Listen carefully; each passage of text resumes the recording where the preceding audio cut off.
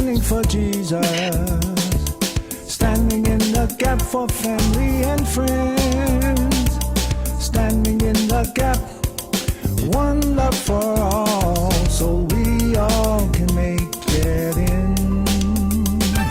Standing in the gap, standing for Jesus, standing in the gap for family and friends, standing in the gap, one love for all, so we all can make it in. Studying to show ourselves approved, rightly dividing the word of truth, increasing our faith to envision our freedom, so we all can glorify our God. God has given us the great commission to spread the gospel throughout the world. We can't spread the gospel throughout the world 2,000 years ago. We have to spread it out the world today. And so we want to keep you updated on the current events that are happening, so you know where to and what to spread today. And we call that that segment of our broadcast the Gap News, to keep you updated. Marvel's in charge of that. And you know, my heart goes out to her too, because so much is happening in the world. I'm not sure, you know, do I do this? Do I spot like this or whatever? Which one? And she always makes a good choice on it. So I'm just going to turn it over to her and let her tell you what she's chosen to keep you informed of. All right, y'all, I'm back. And Art's right. Micah 6:8 is singing out loud and clear. So the 47th president of the United States got inaugurated this week, and a wonderful man who was a consequential president who accomplished so much. He and his vice president left the White House, and so now we have what we have. But I think it was the second day of his administration. They were all in the National Cathedral in Washington, D.C., and the Episcopal bishop preached a sermon. I call this one Mercy, Mercy, Mercy.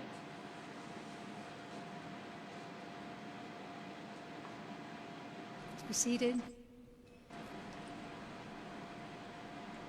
Again, my warm welcome to all. The first foundation for unity is honoring the inherent dignity of every human being, which is, as all the faiths represented here affirm, the birthright of all people as children of our one God. In public discourse, honoring each other's dignity means refusing to mock or discount or demonize those with whom we differ, choosing instead to respectfully debate our differences, and whenever possible to seek common ground.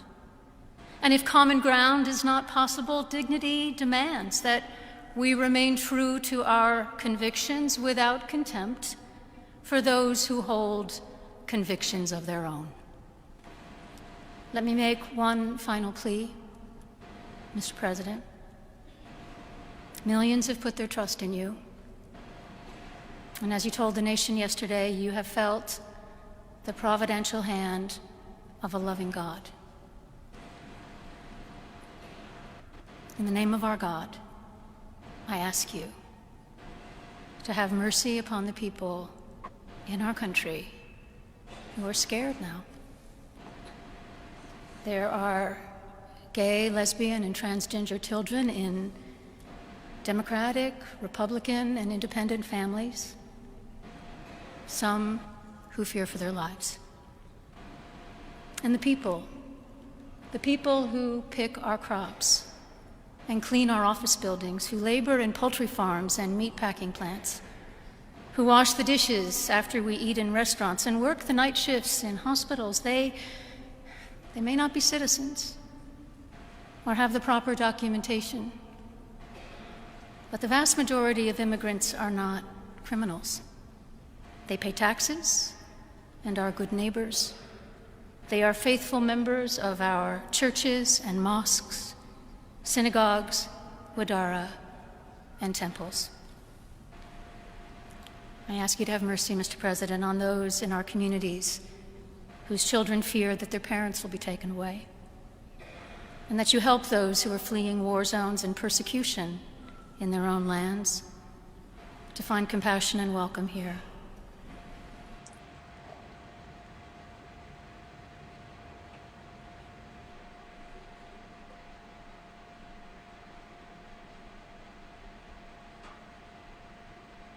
The Episcopal Bishop of Washington yesterday at the National Cathedral talking directly to the president, directly, eye to eye, about compassion, humility, kindness, honesty, honoring the inherent dignity of every person, talking to him about respect, about mercy.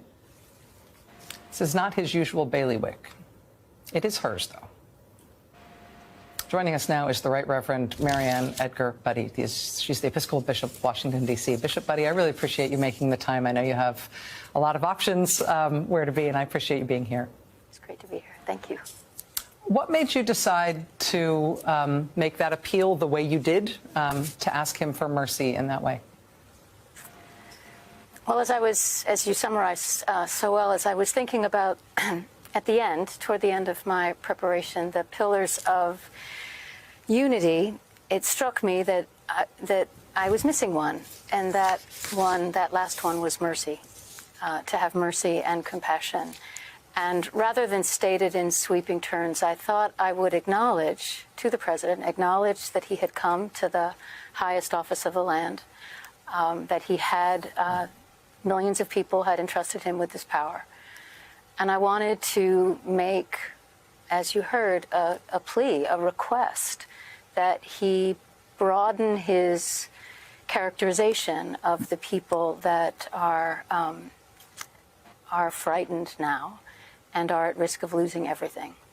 And I thought that that would be the more respectful way to say it, and also to appeal to not only the president, but to all who might be listening, to appeal to what we know to be true about our immigrant neighbors, who they are, the kind of people that we're blessed to be among, and to remember them in our understanding of what it means to be America.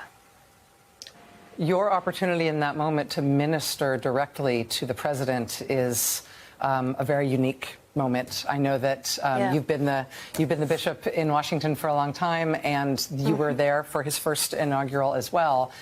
But I wanted to ask about the broader question of the role of the church right now in moral leadership in this moment. We have seen the Catholic Church, the Episcopal Church, elements of the Lutheran Church, other congregations all over the country, very diverse types of churches, offer themselves, for example, as sanctuaries for people who are facing deportation. What do you see as the role of the church in helping lead the public and helping us understand what our moral responsibilities are right now? Right. That's a great question. I would say the first and primary role that we have is by example. You know, to take the teachings of our faith, to welcome the stranger, to love as we've been loved, to be compassionate, and to live that out in real terms with real people in our communities. So that's foundational. And then, when given the opportunity to speak and to be at times a conscience, at other times a consolation, to be present, ministering or pastoring the common good. And so it takes many forms. It depends on the moment.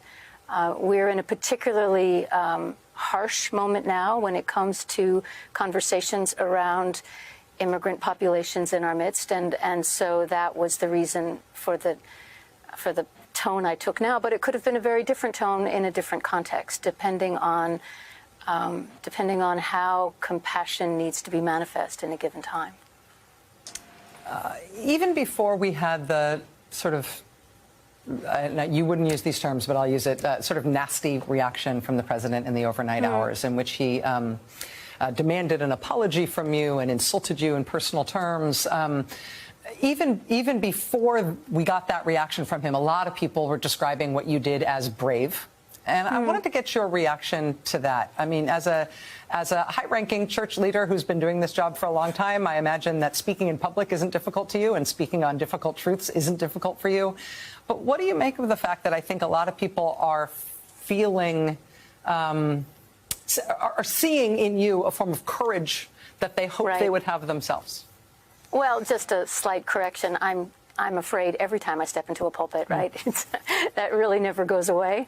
Large or small, it doesn't matter. It's a huge responsibility, tremendous vocation, and how many people get that amount of time and uninterrupted speech, right? So it's a really big deal, and I take it very seriously every time. So yeah, I was nervous. I was scared. I think perhaps the reason why it had the effect that it did is because for a while now, there has been very little public, there hasn't been much of a narrative outside of the narrative that the president has been describing, right? People have gone quiet or they've been ignored. And so this was a moment, and I had no idea who was paying attention. I mean, the inauguration was the day before.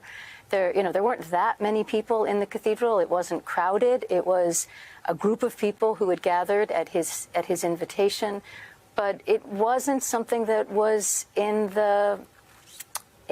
public discourse. And so I think in some ways that was perhaps the reason why it had the effect that it did. It is also an audacious thing to address anyone directly from the pulpit. I typically do that for weddings, when you talk to a couple. Do you know what I mean? At funerals, you talk to the family you're seeking to console. This was a service of prayer for unity for the country, but it was on the occasion of the inauguration of a president. And if you go back to other sermons in those moments, there's almost always a word to the president. So it wasn't unusual in that way. But in the particular moment we're in, it filled a space that hadn't been occupied for a while. Bishop Budde, I'd like to just ask you one last question, and sure. I'll give you from the outset an opportunity to not answer this if you don't want to, because it's perhaps not fair of me. Right. But we did get that nasty gram from the president in the middle of the night, in which he did insult you and demand an apology. Yeah. And I know I've seen remarks that you made today that you've received a lot of not just invective but threats, including death threats, over the course of today since that happened. And I would just ask if you wanted to respond either to the president or to the people who have wished you ill in response to this. Well, I've had people wish me dead. I'm not sure they've threatened to kill me, but they seem to be pleased if I met my eternal destiny sooner rather than later. And I would simply say I was trying actually to encourage a different kind of conversation, that you can certainly disagree with me, you can disagree what I've said or did, but could we as Americans and fellow children of God speak to one another with respect? I would offer the same to you. I would listen to your views and I would honor them, but we don't have to go to the highest extremes of contempt when we are in a position of disagreement. And I think if we could get that back as a country, we would go a long way in being able to work together to address the many problems that we face. Well, at its best, no matter your religious faith or lack thereof, the ministry is both teaching and leading. Yeah. And that, I think, is why you're having such a strong reaction from so many Americans to what you did yesterday. And I am sorry for the vitriol and the negative reaction that you've had from some quarters, but I hope you know that there's a lot on the other side of that as well. Thank you Reverend so much. Mariann Budde, Bishop of the Episcopal Diocese of Washington, D.C. It's an honor to have you here. Come back anytime. Thanks so much. Well, I'm just doing some things here. First of all, Sister Michelle had something to say that I want to just go ahead and put that up right there. I think she said it very well. The bishop was talking loud and saying the right words. That's what she did. There's nothing wrong with that. That's something that needs to be done. Did you see while she was talking, Trump and Vance looking at each other and people looking all around like, oh my goodness, she's saying this out loud to his face? But what she said is what Jesus Christ would have said in that same situation. She didn't say anything untoward. She didn't say anything wrong. She didn't say anything disrespectful. What she did was bring up the the people in our country who are afraid. They're afraid. And I mean, you can't be fearful. I was in a board meeting today, and I was with board members who are in other boards. And just this week, organizations are afraid of what this administration is going to do to them. Individuals are afraid of what this administration is going to do to them. So, what do you think about that, honey? Well, like I said, the Micah 6:8 tells us about mercy. Oh, yes. Nothing wrong with her bringing up the term mercy. But I guess to some people it's wrong to bring it up to somebody who thinks that whatever they say it should go, regardless of whether it hurts anybody or not. And she talked truth to power. She I mean, everything she said was true. It sure was. And she talked to power. So, when it comes down to it, I don't see anything wrong with what she said.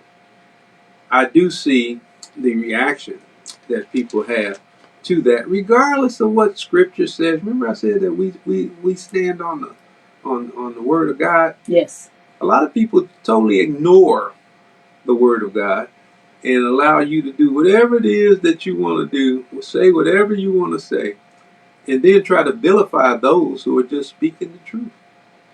And so I thought that was a very, very powerful statement that she made, and a very truthful statement, and one that needed to be said.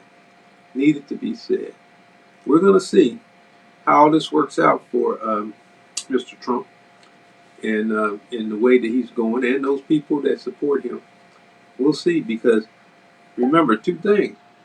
God will not be mocked, and he doesn't forget. So, And he's still in control. Still in control. I just want to point out one of my contacts on Facebook who claims to be a Christian. She was one of the ones that vilified the bishop and said she had no right to get up in the pulpit and talk with words from the Bible.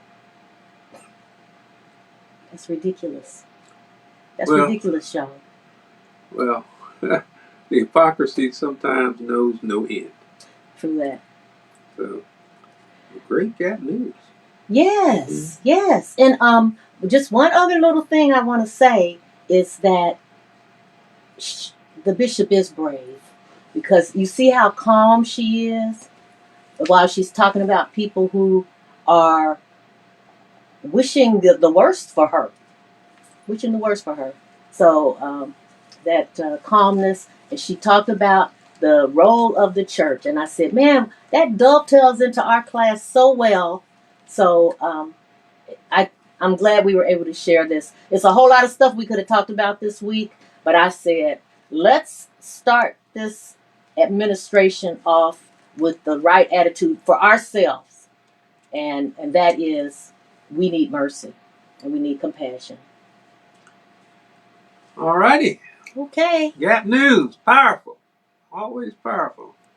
And like she said, there's so many other things that could have been done, and it gives us an insight on our country and where our country seems to be going and all that. And maybe one day we'll get around to all that. But remember who's in charge.